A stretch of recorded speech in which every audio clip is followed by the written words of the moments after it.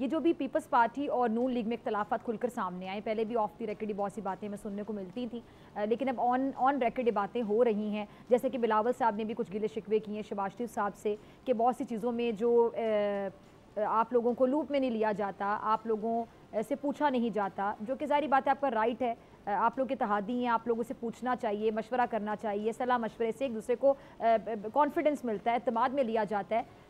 ये जो मामलात हैं ये सिर्फ यहाँ तक हैं या अब ये मामलात मज़ीद सर उठाएंगे और ये जो गिले शिकवे मज़ीद बढ़ते चले जाएंगे?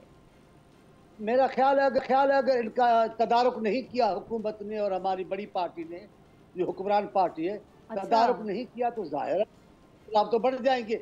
मैं ये कहता हूँ हमने जो बातें की है वो नाजायज बातें नहीं है। मेरे चेयरमैन ने इनसे कहा, तब वजीर खारजा थे, इतना सैलाब ये जो गुज़िश्ता बरस सैलाब आया है सिंध में, अभी तक वहाँ पानी खड़ा है, अभी तक हालात ठीक नहीं हुए, इतना पानी था।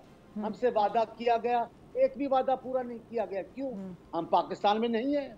आपकी सारी खुशहाली के प्रोग्राम पाकिस्तान के एक छोटे से मखसूस इलाके के लिए, पूरे पंजाब के लिए भी नहीं है। ये तो हमारा हक है, हम कहें कि भाई हम पाकिस्तान में हैं। मेरे वजीर आला सैयद मुराद अली शाह साहब कितनी बार मुतालबात करते रहे, कोई नहीं सुनता। जब कोई नहीं सुनेगा तो हम क्या करेंगे? अभी भी हमने सिस्टम को तोड़ने की बात नहीं की, अभी भी चेयरमैन साहब ने वजीर आज़म से मुलाकात भी की और कमेटी भी बनाई। सब्सक्राइब करें और बेल दबाएं ताकि कोई खबर रह न जाए।